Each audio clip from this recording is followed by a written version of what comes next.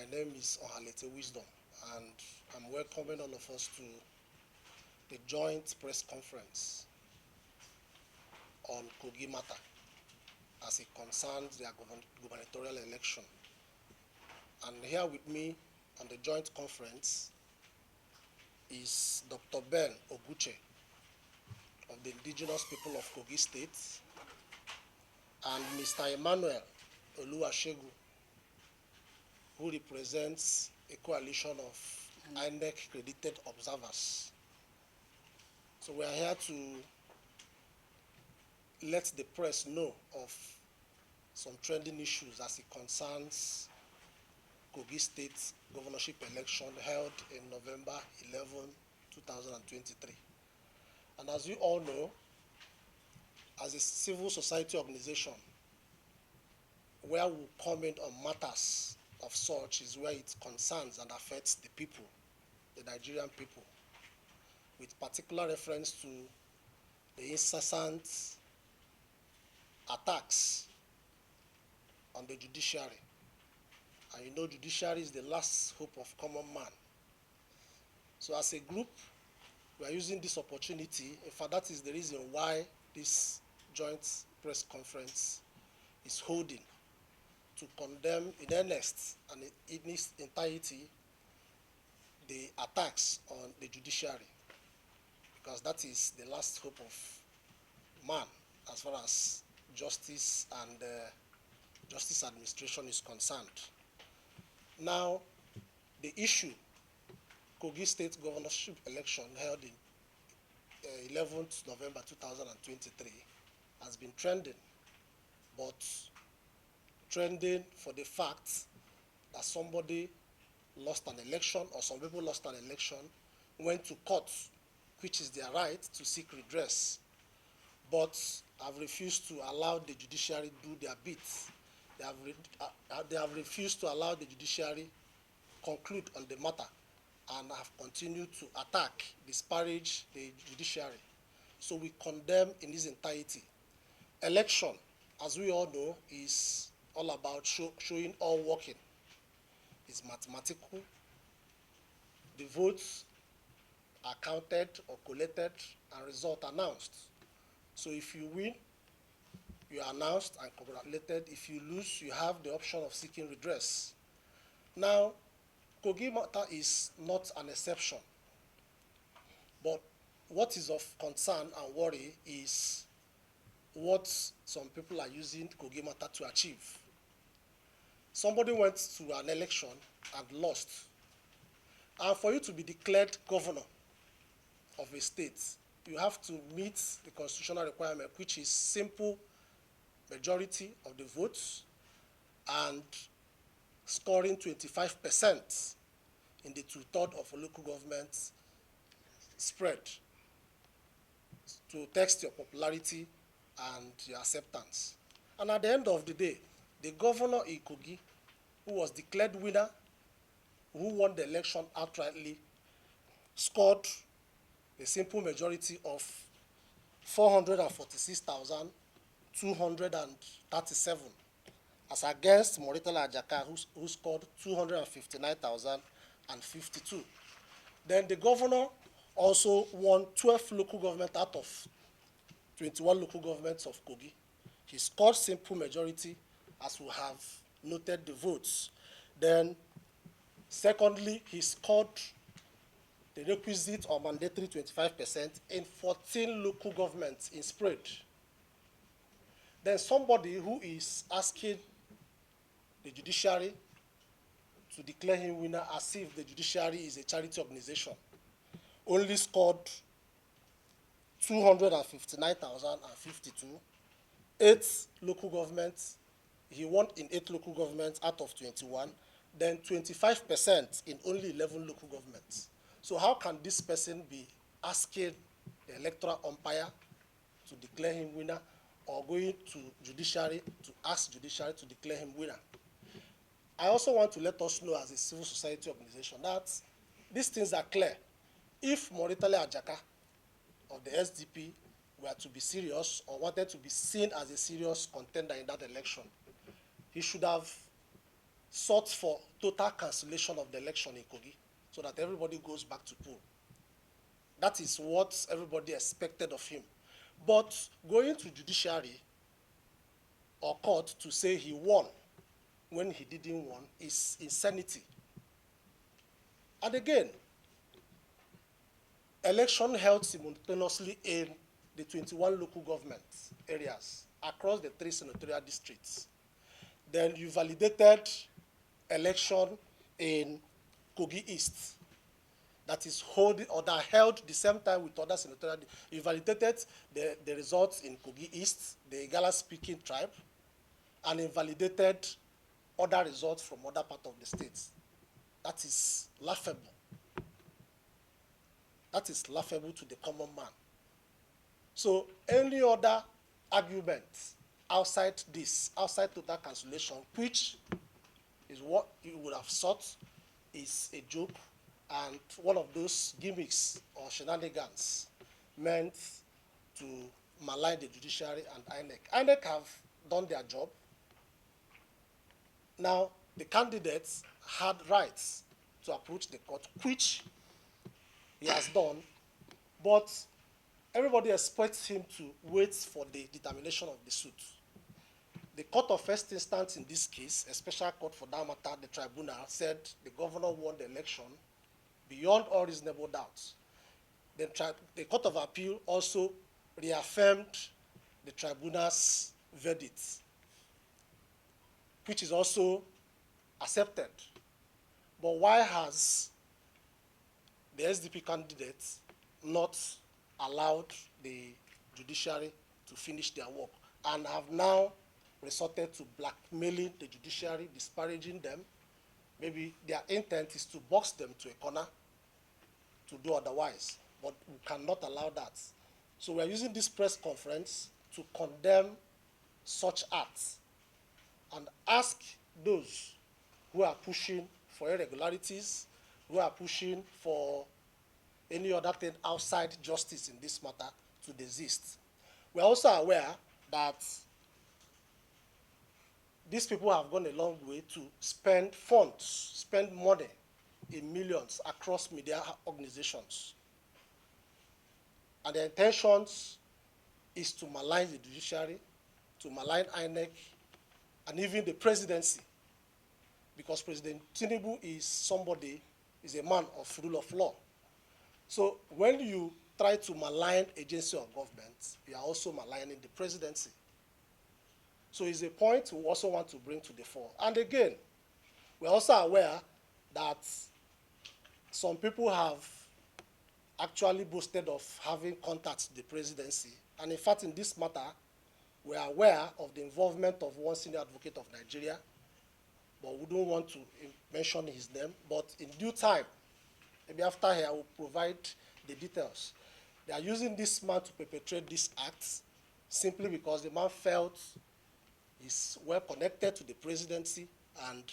But as a civil society organization, we are very confident that the presidency must ensure that this matter goes the way it should, and that is justice in this matter, justice for Kogi people, justice for everybody.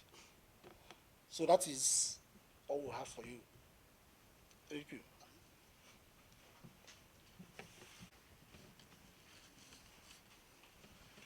This is a summary of notes of text by the accredited observers for the November 2023 Kogi governorship election. We have determined as observers to come and corroborate the position built by the civil organization, that you may also be aware that the electoral victory of candidate Usman Ododo of APC, now Governor Usman Ododo, was not only resounding, but produced a gigantic margin of about 200,000 between him and his closest rival, who happens to be the said Britala Ajaka of Social Democratic Party, SDP. We therefore wish to correct the half-truths and outright falsehood these people have done in recent days, obviously with the intention to intimidate the judiciary ahead of the Supreme Court judgment due to happen on the 16th August 2024. These are statements of facts against the falsehood haunting the media space. 1.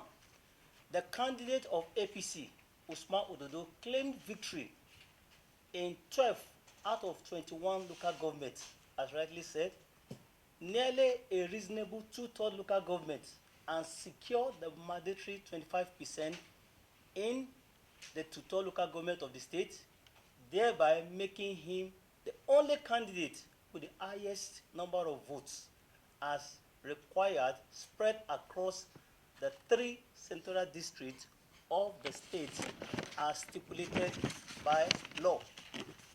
Second, as accredited observers who took part in the electoral process at the grassroots level, duly accredited by the electoral umpire, Independent National Electoral Commission, we must begin to emphasize by putting the record straight as against what the media manipulators of the SDP have been spreading around, that Mr. Murtala Ajaka and his party won in only 8 local governments of the state and secured 25% mandatory requirement in only 11 local governments of the state as against the 14 local government provided for by the Constitution.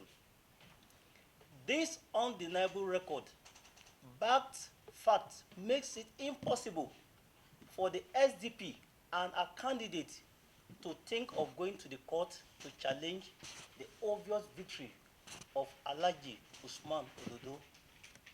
Thirdly, it is also important to say that the report of the accredited observers who we deployed to all the wards of the state revealed that the Social Democratic Party did not send party agents to virtually all the 5 local governments of Okene, Adavi, Okei, and Ajakuta, respectively, in the election under dispute. This fundamental requirement is important to prove case of rigging and other electoral malpractices. We therefore surprised that the party expected anything different from what the Electoral Tribunal and appeal court said on proofs of rigging or overvoting as elucidated in the judgment delivered so far on the matter.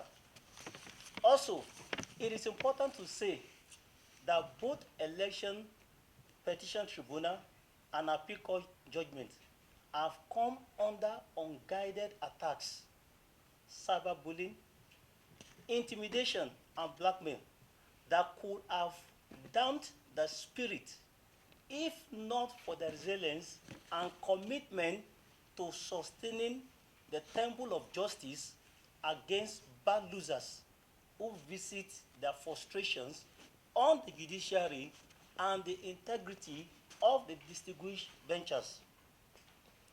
As electoral observers who were accredited by INEC and participated actively enough, who also recognized by the relevant provisions of the Electoral Act, we have to responsibly set the record straight on most of the going round in the media space. It is a statement of fact that Kogi's gubernatorial election was squarely and roundly contested by majorly the APC and the SDP, with both having resounding victory in their different strongholds. We wish to urge the Supreme Court to be courageous, fearless, and refuse to give in to deliberate, politically motivated pressure in the interest of justice, fairness, and sustaining democratic survival in Nigeria. Thank you. I remember humble self, Emmanuel Oluwasegun, Program Director, Center for Electoral Reform and Democracy. The indigenous people of Kogi State. At this joint press conference, I'm here to present this speech on the forthcoming Supreme Court judgment of Kogi gubernatorial election petition. Good day. It is with greatest degree of responsibility and commitment to the peace and unity and progress of our dear state that we gather here today to address you in view of the political shenanigans, needless cyberbullying, orchestrated propaganda, ethnic profiling, and dangerous turn the ongoing litigation on the last gubernatorial election has taken, especially by noticeable and disturbing heating up of tension in the state. As a responsible stakeholders in the Kogi State project, we are disturbed, worried, and therefore compelled to speak out to voice of reasoning and shout out to the public, especially the security agent, the unrestricted threat, frustrating defamation and intimidation by some politicians who have continued to dish out falsehood to create crises that may turn the fragile peace of Kogi State. We are particularly worried that some individuals who won in their stronghold of Ankpa, Ida, Olomaboro, Ofu, Ibaji, Dekina, Omala, and Igalamela Odolu commended INEC and could turn back to discredit same electoral umpire for being fair and justice in all local governments of the state. The desperation, madness, and recklessness they have displayed have clearly shown that they do not mean well for our state to have deployed all avenues, including threat, blackmail, coercion, and intimidation against the judiciary and the electoral body in their desperate bid to hijack power through the back door. We are also worried by the comment credited to some individuals, especially senior lawyers, who claim to have access to power that be, particularly within the Supreme Court corridor. While our faith in the judicial system of this country remains unshaken, we must caution those relying on their imaginary connection with who is who in the judiciary to thwart the will of the people of Kogi State to have a rethink, because we have been a resilient, fearless, dogged, and resolute judiciary, which has indeed demonstrated that it is key pillar towards the survival of any democracy in the world. Supreme Court is peopled by men and women of character, integrity, and unscattered career, record spanning decade. We must warn those thinking that justice of Supreme Court can be compromised to commit their energy to providing the case rather than relying on inducement and intimidation to thwart the collective effort of great Kogi people and patriots. We have a long history of landmark decision emanating from the Supreme Court, depicting fearlessness, even very recent time, the archaic tool of intimidation and endorsement being employed by this agent of desperation will only end as a futile effort. We therefore want to draw the attention of the security agent to the activities of ethnic jigoists in Kogi East, who have been going about stoking embers of hate and disharmony across the state. They are the same persons with the backing of SDP that did everything at their disposal to cause violence in 9 local governments before, during, and after the general election, which led to the death of more than 5 persons in Kogi East. We urge the security agents to apprehend and prosecute such persons, as they are our common enemy and indeed a threat to our collective coexistence as a people of one unity state.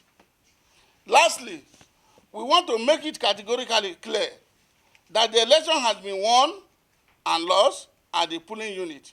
The outcome was nothing short of a referendum on politics of ethnicity being deployed by a senatorial district of this state.